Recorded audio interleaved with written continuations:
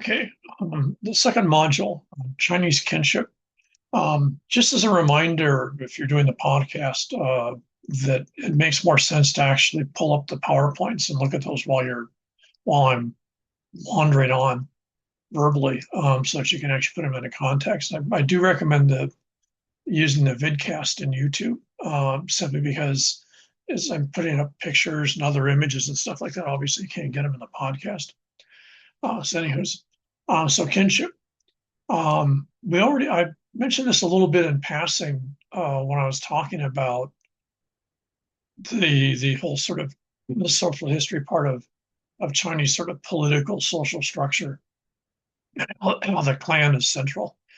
So real quickly, for those of you that aren't familiar with so the anthropological terms, there's two ways of looking at groups of people. One is family, and the other is clan. In the Western Well, in parts of Western Europe, certainly in the British system and other areas like France, what you find is you have the family. Now, the family, you can think of this as like the family tree. This is a group of people that are all related by blood and or marriage, and they trace themselves through generations. The British royal family is a real good example of since I mentioned them before, that's a good example of family. I'm sure there's got to be tons of genealogy charts of the British royal family. You can see who's related to who, and who's so and so second cousin, all the stuff like that. That's family. Now the key thing to remember about family is sort of two parts of it. The simple part is that family is all the folks that you're related to. The more complex part is family actually consists of what you might call real people. On one hand, families go back in time. Families, frequently go back to, will know, grandparents that have passed. Maybe even some families know into their great great grandparents. Some families even have genealogical books, which actually, report all the members of the family. But for the reality of it, family is basically the people that you can remember, either the people that you actually know, or the people that you remember that used to be around. So family tends to be very sort of time centric in the sense that the family is based in the living, in the sense that it's the folks the living remember. Um, Sort of a grim example is as an archaeologist back a gazillion years ago. We were doing burial exhumations for the state at Mala Wharf on Maui, where there was a burial ground that had been abandoned. That we found, I think there was a total of 60 burials there, all from like the 1850s to 1920s. So some of them weren't that super old because this was back in the early 1980s. So some of those folks had only been buried 60 years earlier, but they had all been abandoned. Most of the tombstones were gone, some were left. But in most cases, we actually, when we went with the mortuary and exhumed the burials, we had to, do age, sex, cause of death if we could find it, and then go back and actually look at the records that the county had and the state had in terms of who those folks were. And in most of the cases, they still had living relatives, but the living relatives didn't know about those people anymore. Somewhere, even though those bodies still existed and they were still in the same part of Maui they'd always been, they hadn't been moved. The living had lost track of their dead relatives. Extremely common here. Now that I live in Carson City and we're near Virginia City, a huge fascination point around here for folks. In fact, I live near one. Is burial grounds, cemeteries. People apparently actually go on travel and go, for vacation to go in and look at cemeteries. I mean, I come from a clan system, and that's unusual to put it mildly. But anyways, but that's family. So family is based in the living. Now the other one then is the clan. Clans and families seem similar. Clans, if you would, include the members of a family. And so clans include the people you're related to. So, that same package of folks. But if we want to go back to the idea of a genealogy chart or a genealogy tree, the difference would be in a clan is it goes back in time. In fact, if you want to think about it, in a clan, what you're going to see is a genealogy tree, and at some point it goes to back before time. So, for example, in the system that I'm from, what you have is we see ourselves as descended from a series of spirit ancestors. And those spirit ancestors, among other things, made a group of people, and those group of people are their children, and that's us. So we see ourselves as descended from things that are, I suppose you might say, more than human, but they're only related to us. They didn't make the people. They didn't make human beings. They only made us. And other clans would be the same way. The Chinese, in fact, in all of Asia, you find exactly the same thing. All Asian societies are clan based. Now, if you're from the Pacific, that's also true because all Pacific Island societies, at least that I'm aware of, are clan based. Hawaiian society is certainly entirely clan based. So knowing who your family is important, but even more important is knowing where your family came from, not physically, but in terms of the people it came from. So, if you're from certain parts of the south side of Molokai, for example, you're descended from the shark gods. If you're from Kahana on Oahu, you're descended from almost entirely descended from Kamapuaa, the pig god. Now that means that he's not only a god in this, that's sort of a misnomer. He's a god ancestor, but the folks that are living in Kahana, most of them now, would actually see them as having been the original founding member of the family, and they're his children. This is the huge difference between clan and family. Clans don't see themselves as bounded in what you might call the present. They include members in the past that go back before recorded time. If you want to think about it, family members, simple way to think is family members would have birth certificates. Clan members, when you go back, aren't going to have birth certificates because guess what? They didn't have hospitals. They didn't have, bureaucracies back then. So in the Pacific, in much of the, in the Americas, pretty much, and certainly in North America, and of course in parts of Europe, Irish and Scottish clans. From what someone told me, Southern Italians actually come from clans, which doesn't surprise me. Romans came from clans. The Roman political system in the Roman Empire was based entirely on clans. So it isn't something exotic. It's something that changed. I'm not sure if it changed because of the Judeo-Christian belief system. I don't know. You'd have to talk to someone, one of the Marianists might be able to explain it to you. But certainly the majority of the world's population comes from societies in which clans are a basic part of logic that exist. Now, remember that family is a subset of clan. But what it means is you've got a whole other overlay of folks. And as I mentioned last time, the key part of this then is that you have ancestors, for example, going back to Kahana and on Oahu. If you're descended from Kamapuaa and you live in Kahana, you assume that he still is in the here and now. So it's not like Kamapuaa was a thing in the past and then he's vanished. He still exists. He still monitors his children. Now that means to a certain extent he tries to help them, but then it also means that they have to behave because if they don't, they're going to piss off an ancestor who was able to make Kahana Valley, literally, physically. So ancestors in clans are a big deal. And in the Chinese system, what's really striking is that there's only about, I can never get a straight number on this. I think it's either 90 or 115 clans in all of Han China. I think there's another 30 for what are usually called Cantonese in the southeast part of China, but there's certainly not more than 120 families, clan families in China. Now, this is one of the world's largest populations. If you think about it, it's sort of surreal. This is why if you ever were to look at a Chinese, phone directory, and you look at, for example, the last name Zhang, which is one of the families. They're actually the ancestral temples just north of Xi'an in Shanxi province. What you'd find is there's literally millions of folks that are all with that same last name. And what that means is if I'm with one of the guys I work with, who is it, Zhang? If he bumps into someone, if we're out doing something, he bumps into someone and they introduce themselves. And in Asia, and in fact, in most clan systems, what you find is people will invariably introduce themselves by their last name. They very rarely will use first names because your identity is all based in the clan. So that's how you see yourself, and that's how others see you. So if we bump into someone, this other guy says, "Hi, my name's Zhang," and then the guy that I'm with is also named Zhang. The first thing they'll do is, at least in China, what they'll do is they'll hold their palm open if they don't know the person. And they'll write the character for the last name, the way they write their last name. And that's because characters in Chinese are ideographic. They're not phonetic like Arabic. So what happens is you could have what sounds like the same last name, but if it's written differently, they're actually not the same family. So if the two of them they're sort of ghost writing their names. If they write it the same way, then they realize that they're part of the same clan.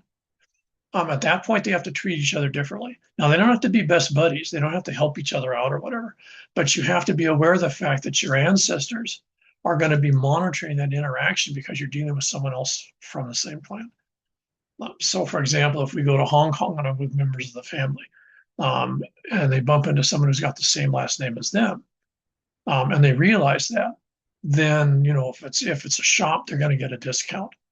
Or if we're asking questions about a good place to eat, you're going to get a good recommendation. People aren't going to bend over backwards for you, but they are going to acknowledge the fact that you have a relationship. That's the key thing about clan.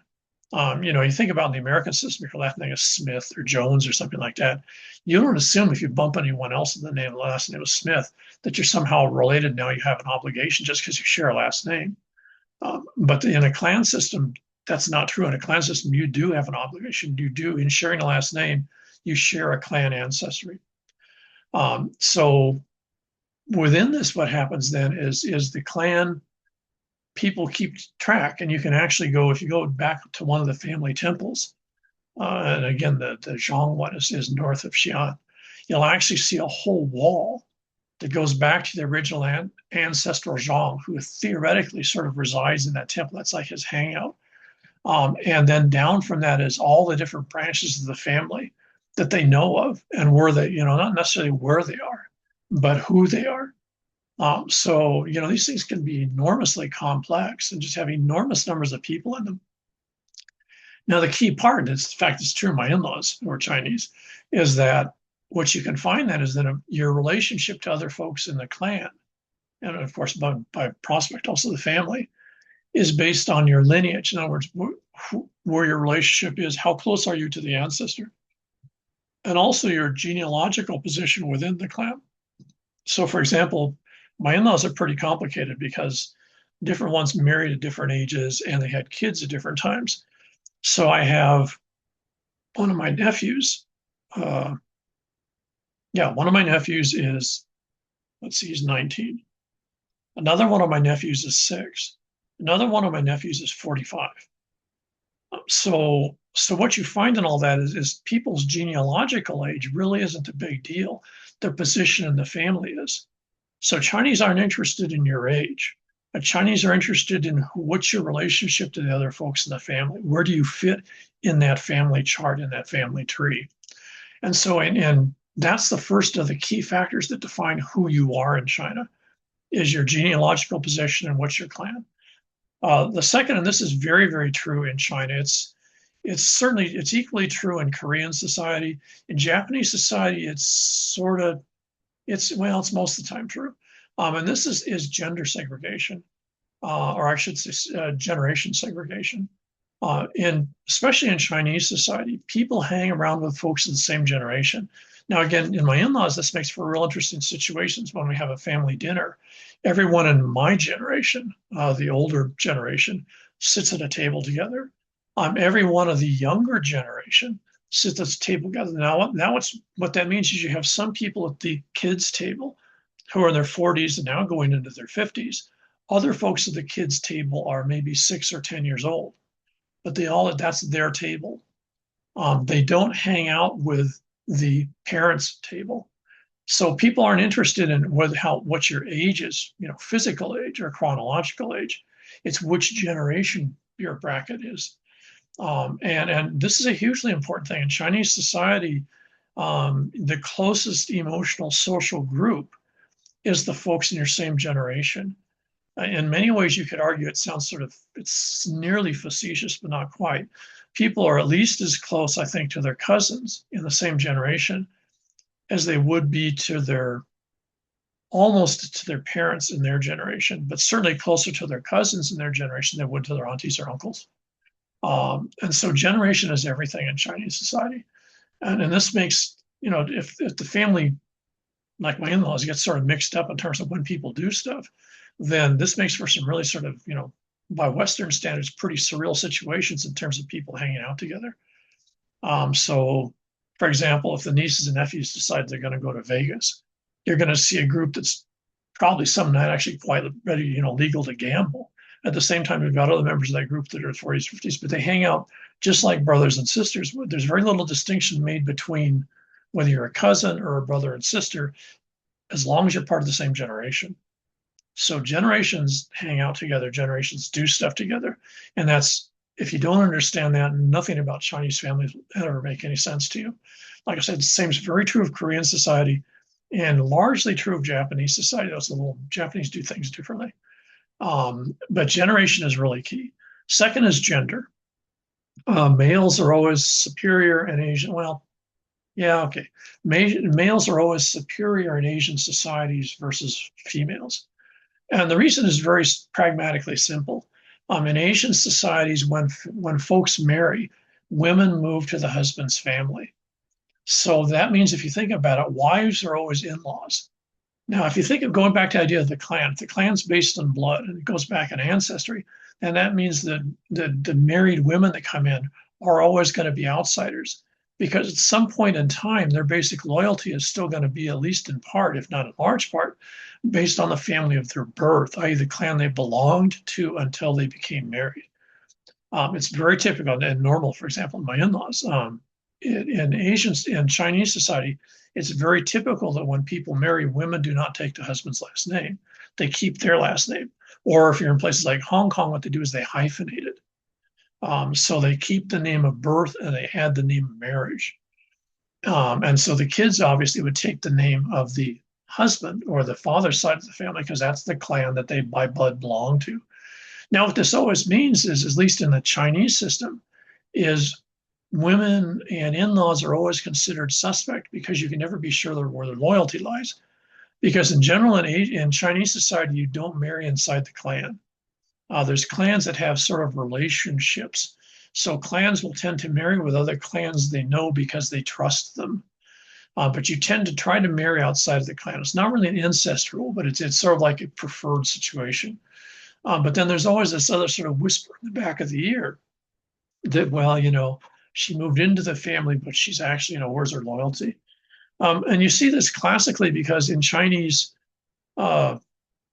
stories of the past, if you want history, you invariably find that this ends up being a huge problem. The Empress Wu, when she becomes the emperor of the Tang Dynasty, when her husband passes away, one of the things she's famous for, she immediately gets rid of any of the other clan that she can find, i.e. her husband's clan, even though technically they're imperial, because then she promotes her birth relatives to positions of authority in the empire. On one hand, everyone's upset about it. On the other hand, everyone's sort of going, yeah, what can you think that's what women do? So women's loyalty is always suspect. And so that's the justification, I suppose, in quotes, if you want to use it, for the idea that men should be superior to women. It's not that they're seen as brighter. I think especially in Asian societies, and certainly in Pacific Island too, but certainly in Asian societies, women are seen as much more pragmatic. Women are seen as much more adult, much more practical, whereas men are oftentimes seen as fighting and basically children that never grow up. So it's not like men are better, but you can only, when push comes to shove, the family can only trust the males of the family, because you're never sure where the loyalty of the women lies, except, of course, the daughters. But then, of course, the daughters, their loyalty is going to be to the family till they marry. Then if you're their family of birth, then it's like, well, where does their loyalty lie now? And again, I see this, I just don't see this much with my Hanai family since they're local Chinese, but with my marriage in-laws, this is certainly true with a couple of the members of the family that have married out of the family. Is the family's never really too sure when I ask them a question, what the answer they're going to get is, because now you don't know if they're thinking of the family of birth or if they're thinking of the family that they've married into. So women are always sort of I should say, adult women are always ambiguous. And to a certain extent, then younger women, kids and teenagers, are going to be sort of treated differently simply because you conceptually think, well, they're never going to stay in the family. They're eventually going to marry out.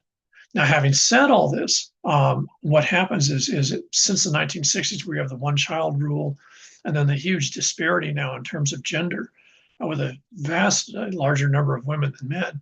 It's becoming increasingly common. In fact, it was never totally uncommon, but it's increasingly common now in Chinese families for the woman to not marry and to basically stay with her family of birth and become, and I see this with some of our friends. They basically become surrogate men. I don't mean that in the sense that they had gone through like a gender change, but they take on a lot of the roles and responsibilities. In many cases, are treated as if they were males. And this, again, Chinese are incredibly stunningly practical. And if you've only got girls in the family, then one or two of the girls, usually the eldest, are going to step up to the plate, and they're going to basically take out the role that sons normally would. And everyone's just sort of going to accept that. That's just sort of the pragmatic reality of it. So these aren't things that people get hung up on, I suppose you might say. The last is seniority, and this is true in many societies, certainly in the Pacific, but even more so in Asia. Age gives authority.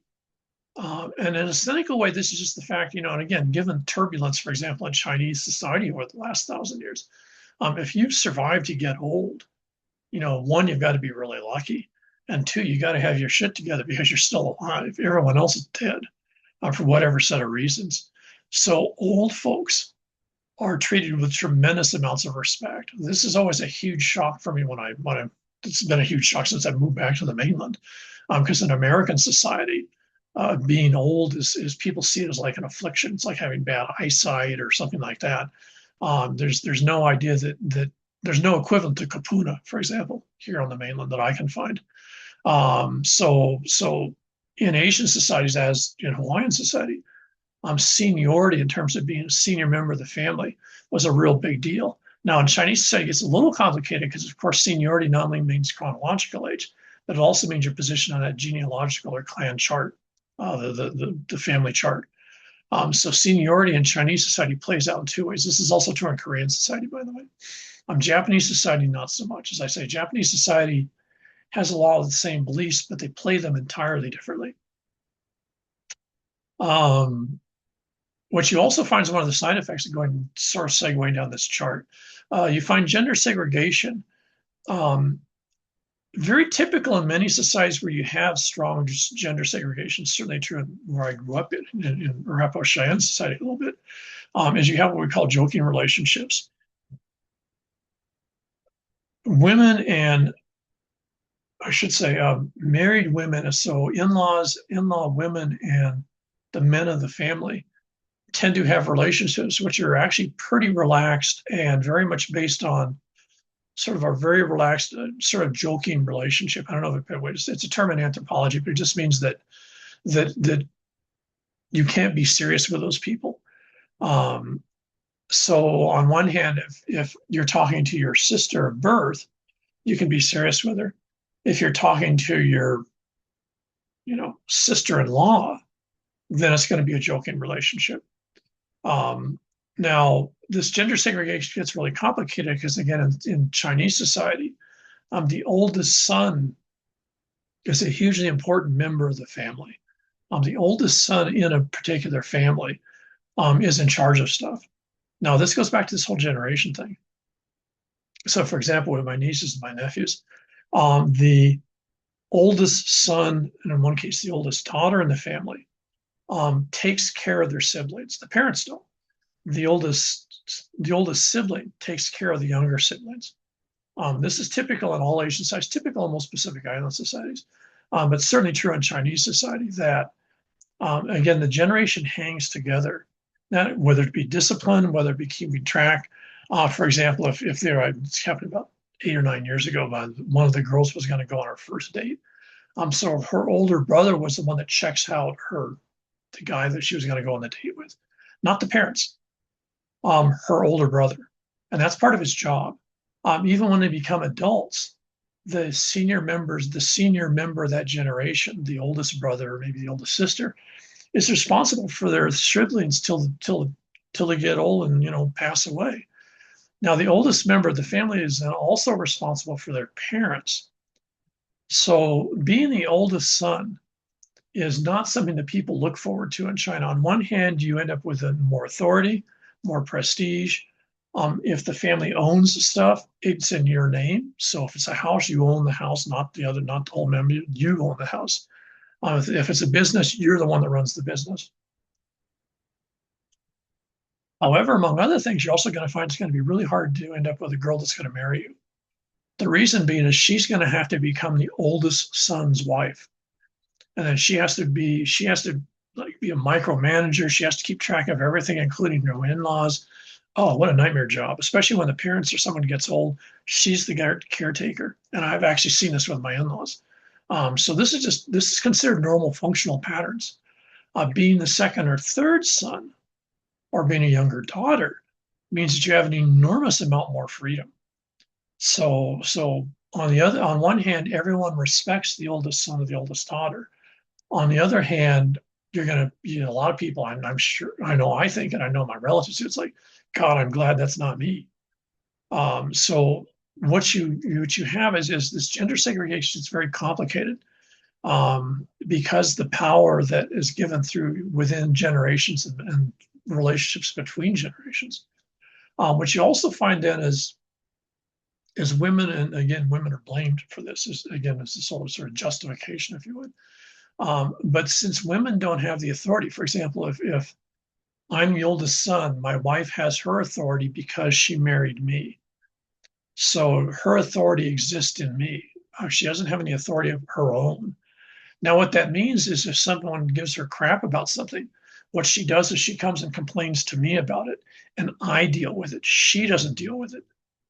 Now, what that also means, and this is a classic structure that you see in Chinese soap operas and historical fictions and everything, is women use that to then manipulate their husband if the husband is the oldest son or in a position of authority.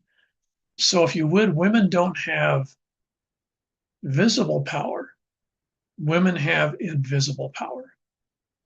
And one of the huge things to understand, this is true in all of Asian society, certainly in Korean society, but enormously in Chinese society, Chinese are deathly afraid and paranoid of gossip.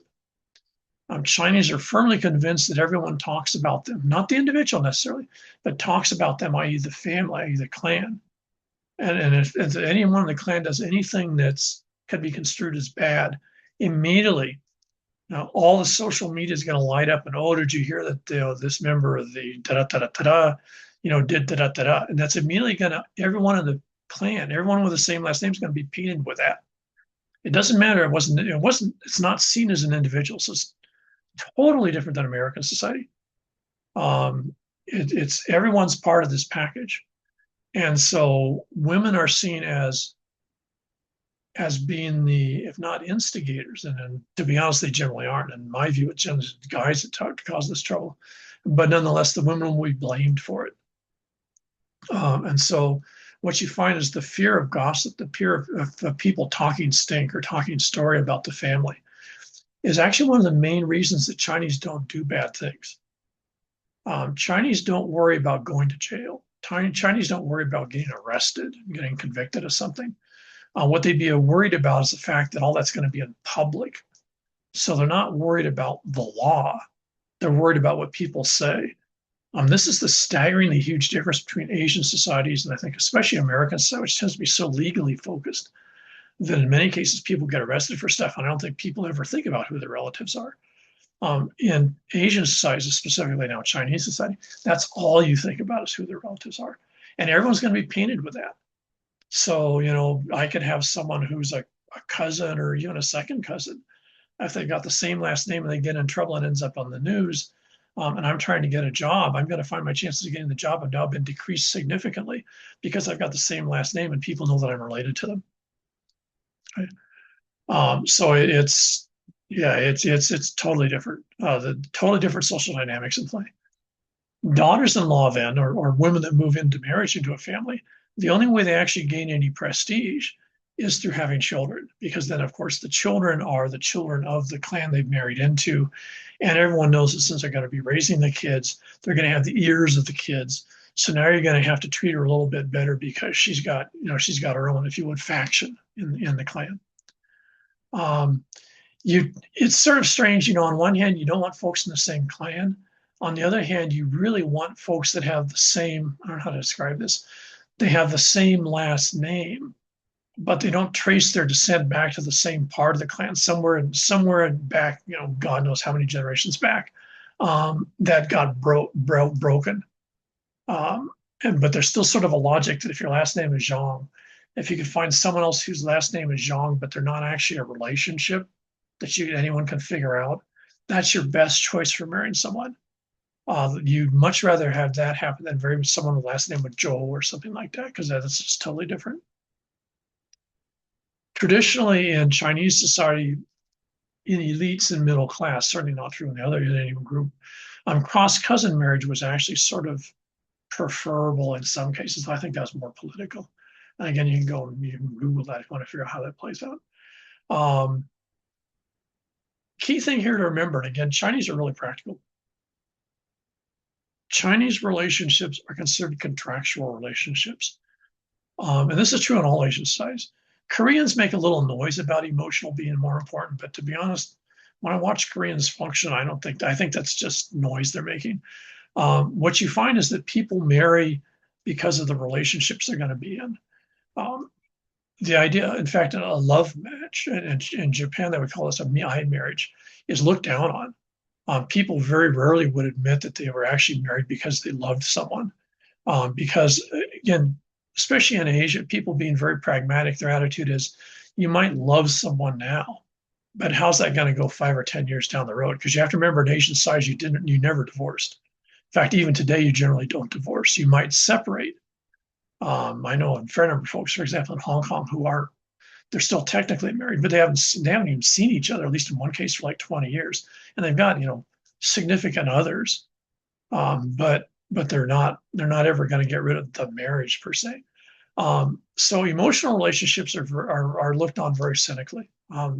That's generally seen by, I suppose, the closest term in English would be infatuation. So marriage relationships are seen as have to be based on the parties sort of it's like a business merger. What are the two clans going to get out of it? What are the two individuals going to get out of it? What are their immediate families going to get out of it?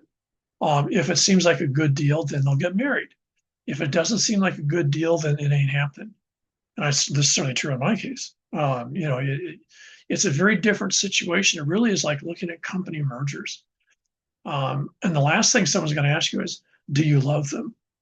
I always think if I ask most of my in-laws, do you love your spouse? They would say yes because they live in Hawaii. But I'm not sure what that term would mean to them in English. And in Chinese, the term has very different connotations. So I generally don't think they'd answer it. They'd avoid it. Going on to the next panel.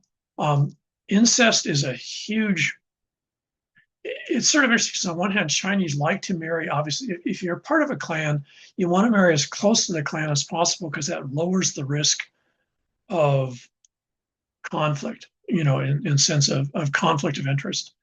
On the other hand, you've got very strong incest prohibitions in Chinese society. Now, I should point out again, as in many societies, whether it's Egyptian society, the Hohenzollerns in Austria-Hungary, what you find is elites don't follow these rules because elites are so concerned about keeping control inside of a small group of people that invariably they'll engage in incestuous marriages entirely at least in China, for entirely practical and pragmatic reasons. You want to keep the power in a smaller group of people as possible to, lower the number of players.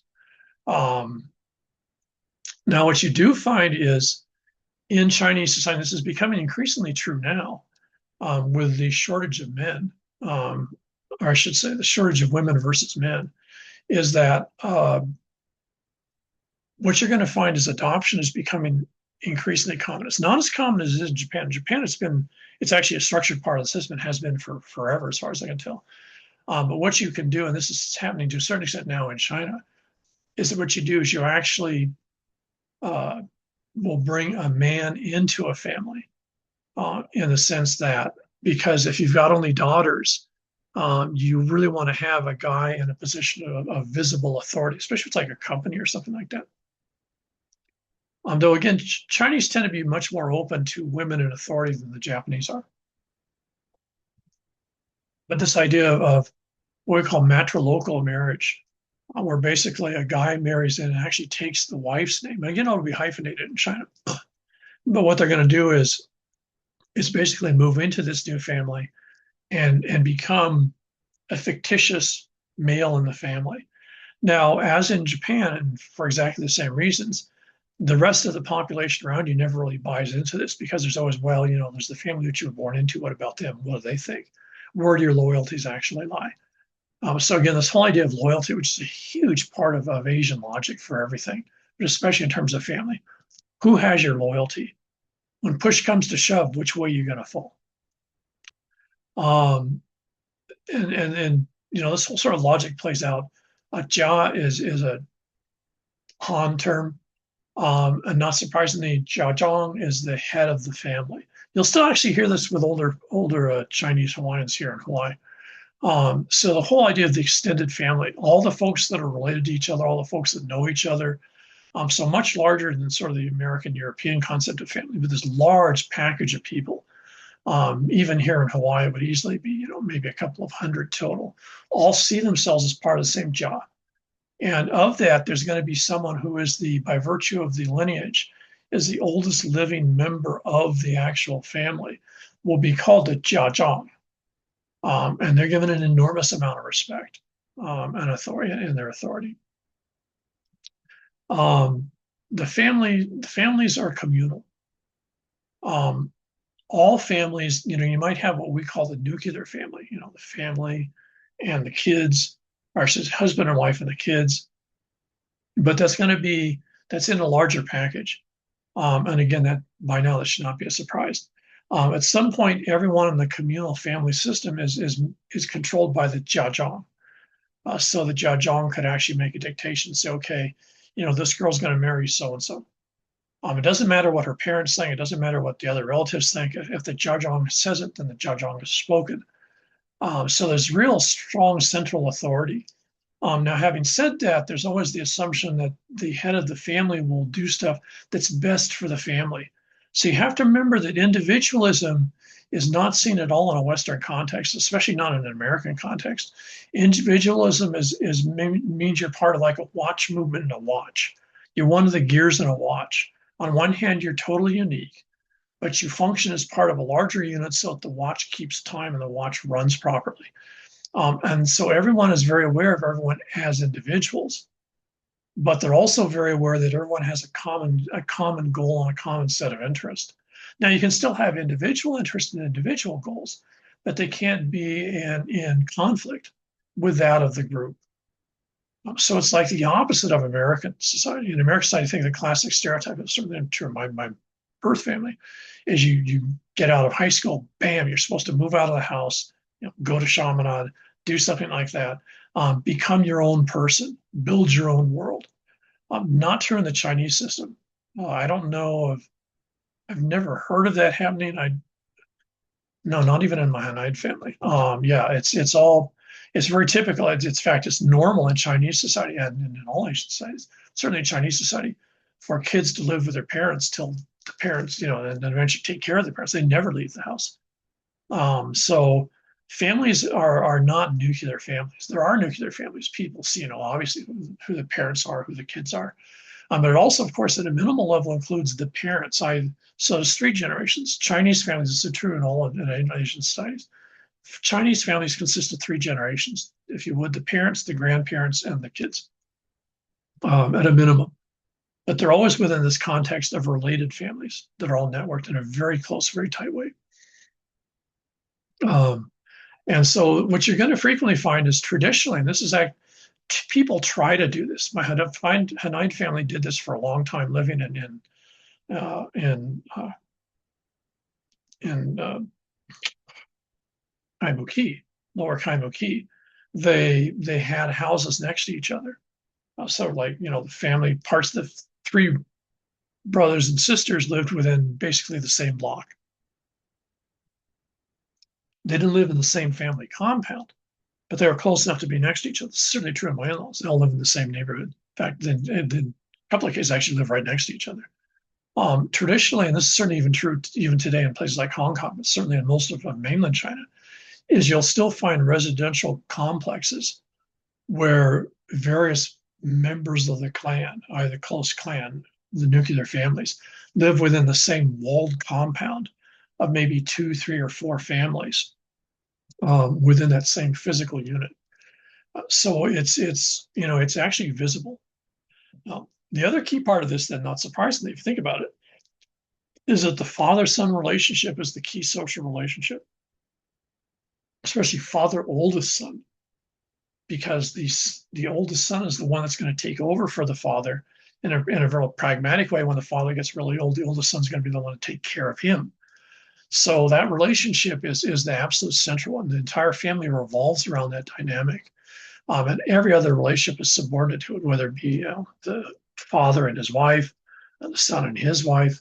And that's all secondary to the father-son relationship. Now, they're not close. They're not going to like drink beer together and hang out together and do so. They're not buddies. It's a very formal relationship, but nonetheless, it's the central relationship. And not surprisingly, what you find then is the relationship that women have is a very relaxed alternative, if you would, to that. So a son's relationship with his mother will be extremely emotionally close.